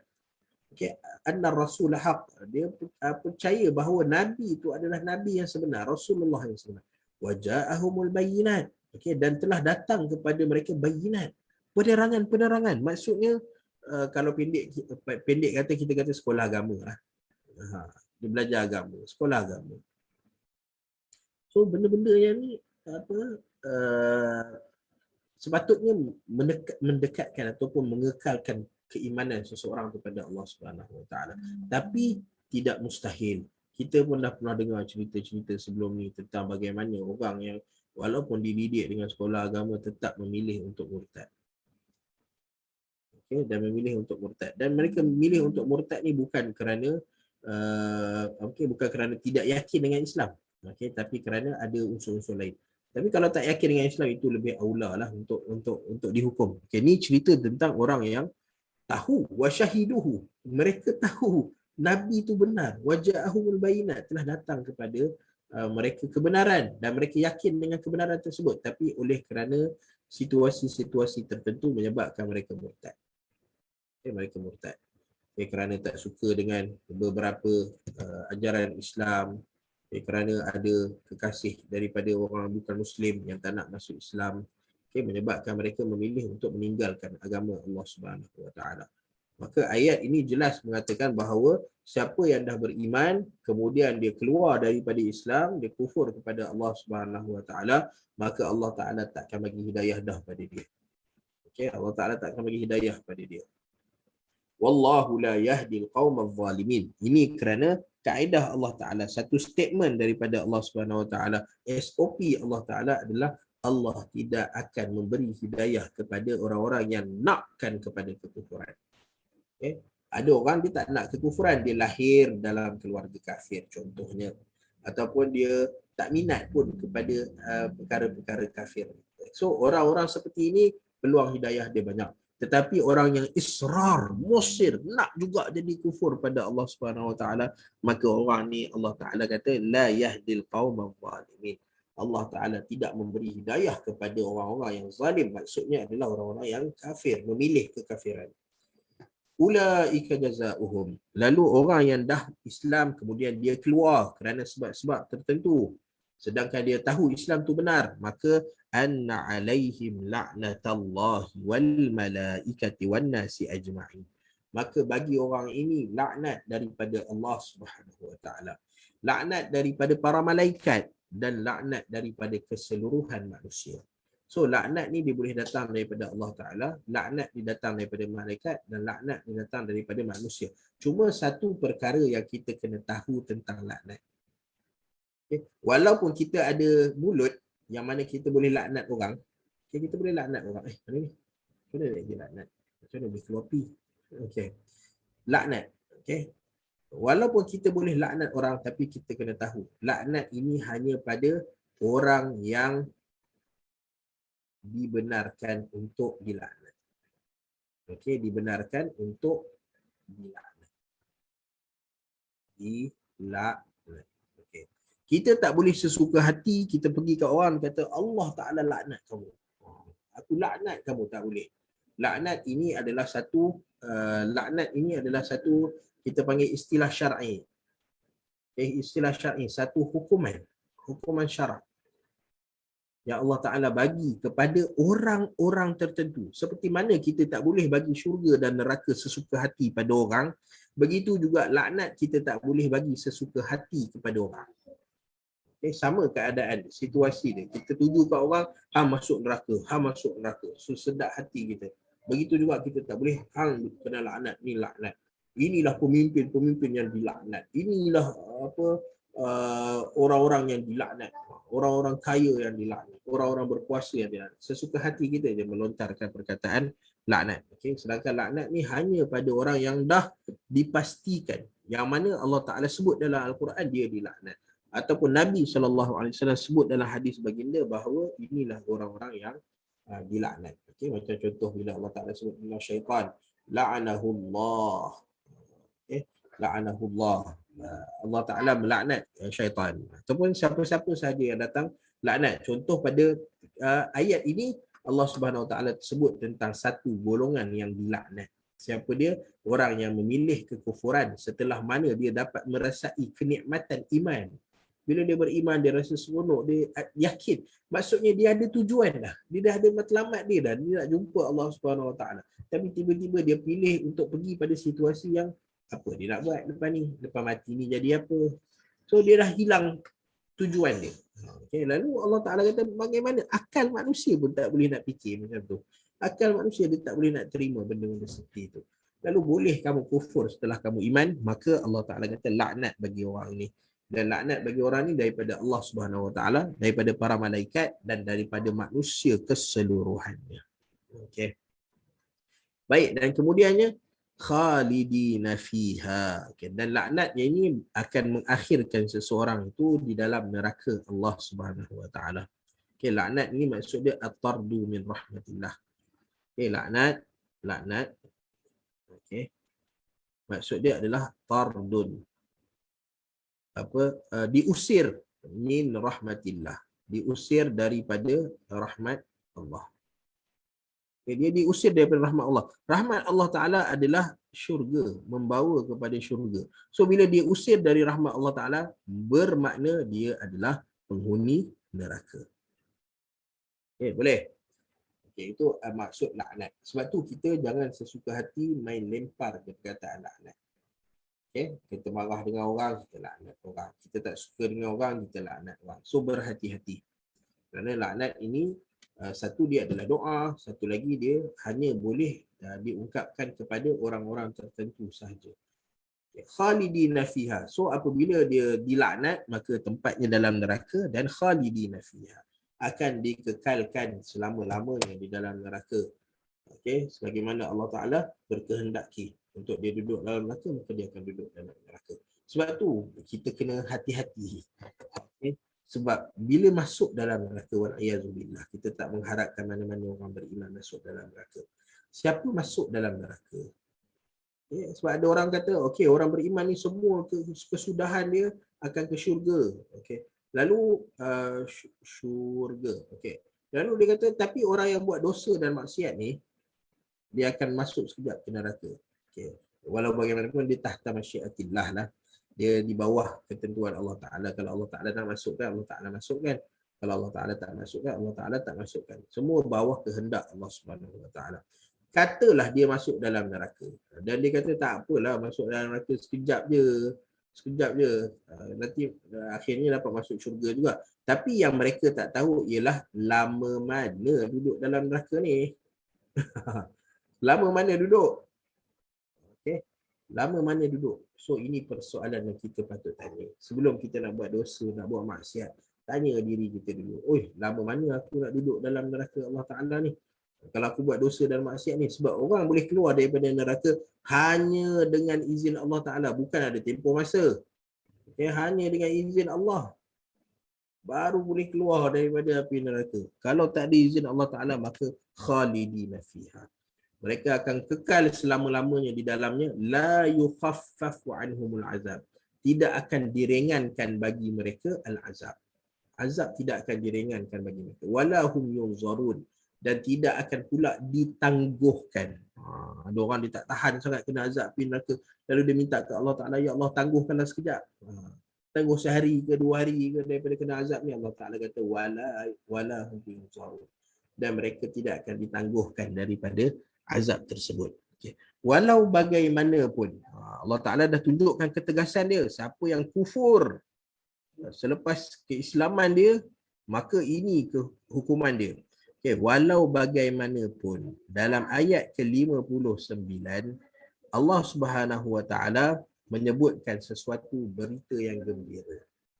Kerana sifat Allah Ta'ala, kita dah bagi tahu dah, sifat dominan bagi Allah Ta'ala adalah sifat rahmah. Allah Ta'ala sifat rahmah. Inna rahmati, kata Allah Ta'ala, inna rahmati ghalabat ghadabi. Rahmat aku sentiasa mengalahkan kemurkaan aku, kata Allah Subhanahu Wa Ta'ala. So kita kena tahu, sifat Allah Ta'ala yang utama, yang dominan adalah sifat rahmat. Okey, baik. Lalu setelah Allah Ta'ala cerita detail orang yang kafir setelah Islam, maka ada hukuman untuk dia, ada laknat untuk dia. Okay, kecuali Allah Ta'ala kata kemudian, but, yang ni yang kita nak dengar, but, tetapi, datang tetapi selepas cerita tentang benda yang azab, benda yang mudarat, maka tetapi itu akan bawa kegembiraan pada diri seseorang. So, tetapi, illa allazina tabu min ba'di dhalika wa aslahu. kecuali orang-orang yang melakukan dua perkara. Apa dia? Yang pertama adalah taubat. Dia bertaubat pada Allah Subhanahu Wa Taala. Taubat. Dan seperti mana yang kita maklum bahawa taubat ni ada 3 syarat. Okey, taubat ada 3 syarat. Yang pertama adalah iqla'. Yang kedua adalah nadam. Yang ketiga adalah azam. Okey. 3 syarat taubat. Iqla', nadam, azam. Okey. Apa dia iqla'? Iqla' maksudnya kita tinggalkan terus. Tinggalkan terus. Okay, kita terus tinggalkan. Okay, kita ada buat satu kesalahan, satu dosa, lalu kita nak bertaubat pada Allah Ta'ala. So kita tinggalkan terus perbuatan yang kita buat. Kita, contohnya kita ni suka merokok. Okay, lalu kita nak bertaubat pada Allah Ta'ala. Kita tahu rokok ni haram, berdosa bila kita merokok. Okay, lalu kita nak bertaubat pada Allah Subhanahu Ta'ala, maka step pertama adalah tinggalkan terus. Tak boleh kata, ada 2 batang lagi ni, habiskan dululah 2 batang ni, lepas tu baru aku bertaubat pada Allah Ta'ala. Tak boleh. So itu bukan tanda taubat. Okay, taubat mesti ada 3 rukun atau 3 syarat. Yang pertama, tinggalkan terus, serta-merta.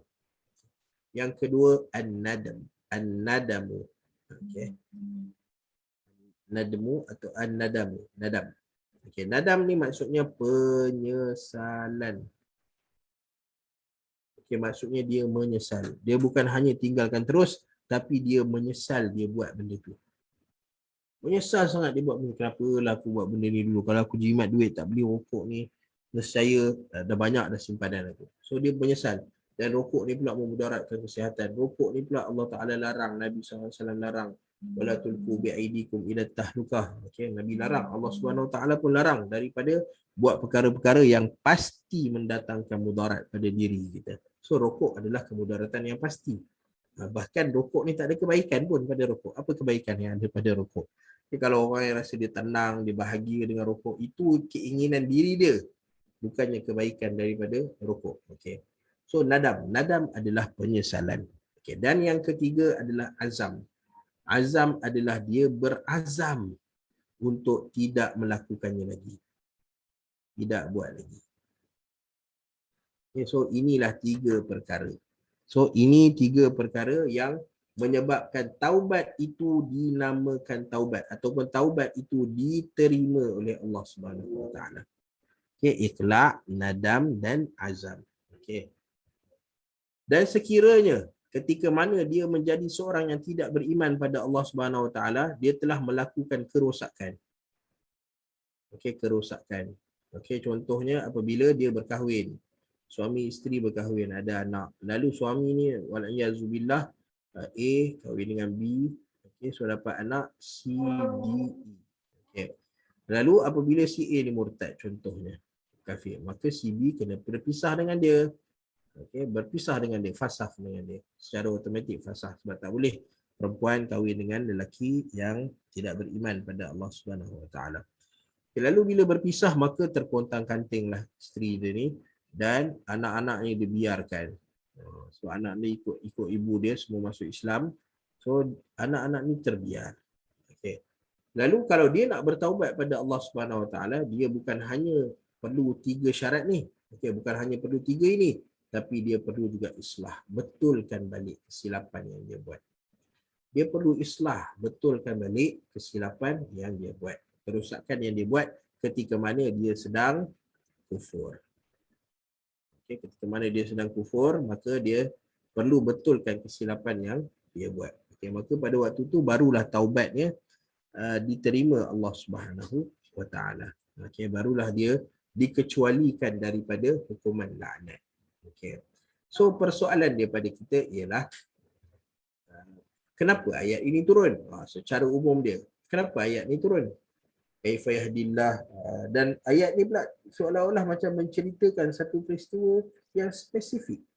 Keluar daripada Islam, masuk ke kufuran, kemudian ada illal ladina tabu, melainkan orang-orang yang bertaubat. So pernah terjadi dalam benda ni dalam Islam ataupun ayat ni sekadar ayat semata-mata. Okey, maka kita nak menghilangkan keraguan kita, maka kita tengok kepada asbabun nuzul, sebab turun ayat ni. Baik, apa sebab turun ayat ni? Okay.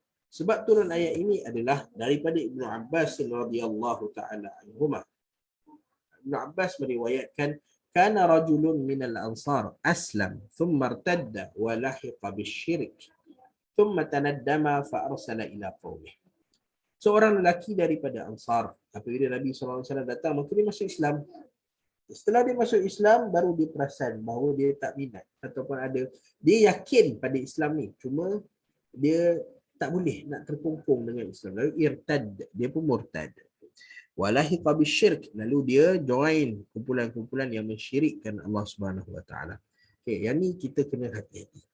Okay. Ada orang, okay, dia datang pada kita. A datang pada kita. Kita ni B contohnya. Lalu dia kata, jangan ikut orang ni. Jangan ikut orang ni. Jangan ikut orang ni. Jangan ikut orang ni. Sebab agama yang dia bawa tu tak betul. Ini biasa ni. Jangan ikut orang ni, agama tak betul. Okay. So apa yang kita perlu perhatikan adalah soalan yang kita kena tanya balik pada A. Kalau saya tak ikut orang ni, saya nak ikut siapa? Itu soalan yang kita kena tanya. Okay. Kalau saya tak ikut orang ni, saya nak ikut siapa? So, bila kita ada contohnya, orang yang disuruh kita tak ikut ni adalah seorang yang beriman, alim. Okay.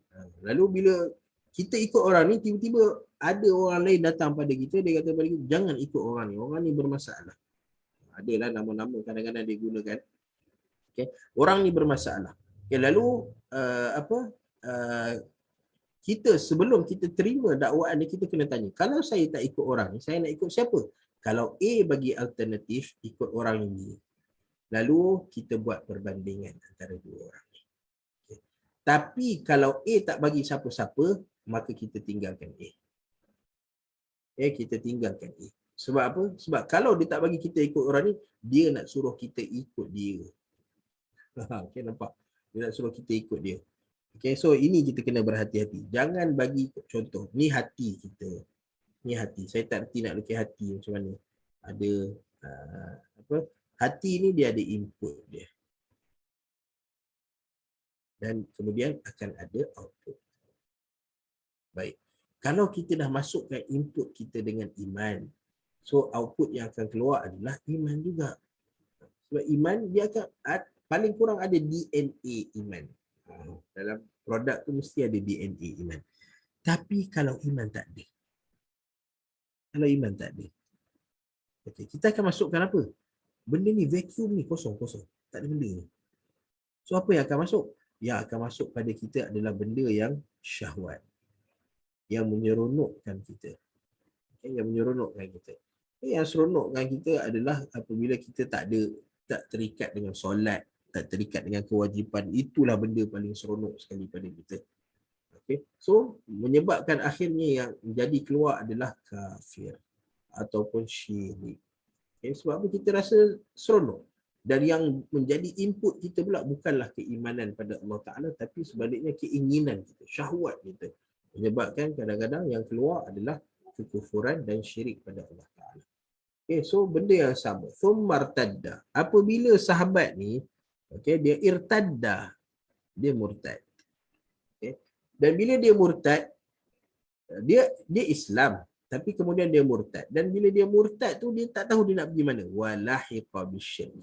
Okay, maka vacuum yang kosong itu akan diisi oleh syirik. Dia masuk dan dia ikut keinginan diri dia, lalu terhasillah kesyirikan pada Allah Ta'ala. Okay, lalu lama-lama, orang yang terikut, biasalah manusia ni, bila sampai satu masa, bila hati dia duk tekan dia pun kata, buatlah. Okay, tapi setelah berlalu satu silang masa, dia akan menyesal. Kata, kenapalah aku buat macam ni? Okay, thumma tanaddam. Dan lelaki ni pula dia menyesal, tanaddam. Fa arsala ila qaumih. Dan apabila dia menyesal, dia pun hantar surat kepada kaum dia. Dia malu, maksudnya dia tak duduk bersama dengan kaum dia. Bila dia dah kufur pada Allah Subhanahu Wa Taala pada waktu itu, maka dia keluar daripada Madinah, duduk tempat lain. Dia tak sanggup dah nak berhadapan dengan kaum dia. Okey, lalu kemudian apabila dia menyesal, dia pun hantar surat pada kaum dia. Saluli Rasulullah sallallahu alaihi wasallam. Tanyakan keadaan diri aku ni kepada Nabi sallallahu alaihi wasallam. halli min taubah. Okay, adakah aku masih ada taubat yang boleh diterima? Kata lelaki ni minta tolong tanya pada Nabi, masih bolehkah aku bertaubat? Faja'a qaumuhu ila Rasulillah sallallahu alaihi wasallam faqalu inna fulanan qad nadima wa innahu amarna an nas'alak hal lahu min taubah. Okey. Lalu kaum dia pun seronok dengar berita dia dah menyesal dan dia nak masuk Islam balik. Walau bagaimanapun kaum dia tak ada power. Kena pergi bawa jumpa hakim. Okay, nak masuk Islam, nak keluar daripada Islam mesti ada hakim yang tentukan. Okey, masuk Islam, masuk Islam. Faja'a qaumuhu ila Rasulillah sallallahu alaihi wasallam. Okey, tapi antara kita ni kena beza sesuatu. Okey, seorang masuk Islam. Okey, masuk Islam. So Islam dia hanya diterima secara rasmi. Okey, maksudnya layanan masuk Islam. Okey, nak dapat layanan Muslim, layanan sebagai seorang Muslim, okey, kena ada green light daripada hakim. Hakim bagi green light, okey. Hakim tak bagi green light, tak boleh dapat layanan seorang Muslim. Tetapi dia sebagai seorang Muslim, cukup dengan hanya mengucap 2 kalimah syahadah. Okay, 2 syahadah. Okay, tapi yang ini antara dia dengan Allah. Okay, orang lain tak masuk campur lah kat sini. Okay, tapi kalau nak dapat layanan seorang Muslim, nak diberi salam, nak dapat zakat contohnya, okay, maka kena dapat pengesahan daripada hakim. Okay, baik. Lalu Nabi SAW, kaum dia datang kepada Nabi SAW dan berkata, wahai Rasulullah, ingat tak dulu orang tu, dia dah beriman kepada Allah Ta'ala, tapi kemudian dia keluar pula daripada Islam. Dia syirik pada Allah Ta'ala. Tapi dia qad nadim, dia dah menyesal dah perbuatan dia. Wa innahu amarna an nas'alak. Dan dia meminta kami untuk bertanyakan perkara ini kepada engkau, wahai Rasulullah, hal lahu min taubah. Orang ni masih boleh lagi tak dia bertaubat pada Allah Subhanahu Wa Ta'ala? Allah Ta'ala terima tak lagi iman dia?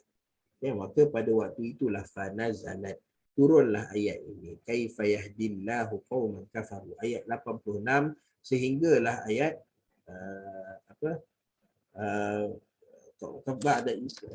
wasyahidu anna rasulullah sampailah ayat 89 fa innallaha ghafurur rahim.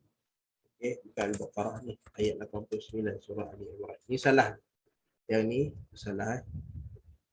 Ni betul kan? Ini salah. Okay, dia Ali Imran ayat 89. Okey. Lalu apabila Nabi SAW beri jawapan ni, Allah Ta'ala bagi jawapan, maka fa'arsala ilaih. Kaum dia pun happy sangat. Sebab apa Allah Ta'ala kata, asalnya Allah Ta'ala tak terima. Allah Ta'ala tak bagi hidayah kepada orang kafir. Okey, tetapi oleh kerana dia menyesal, tabu illal ladzina tabu. Dia bertaubat wa aslahu, dan dia bersedia untuk memperbaiki kerosakan dia, maka Allah Ta'ala benarkan untuk dia masuk Islam. Allah Ta'ala terima taubat dia. Fa'arsala ilaih, maka kaum dia pun hantar surat balik pada dia. Fa'aslam, lelaki tu bila dapat surat tu betapa gembiranya dia, lalu dia masuk Islam semula. Okay. So dan cerita ini adalah sebab kepada turunnya ayat 86 sehingga ayat 89 daripada surah Ali Imran. Okey, baik. So kita sampai pada ayat 86 89. Insya-Allah ayat seterusnya 113 hingga 115 insya-Allah.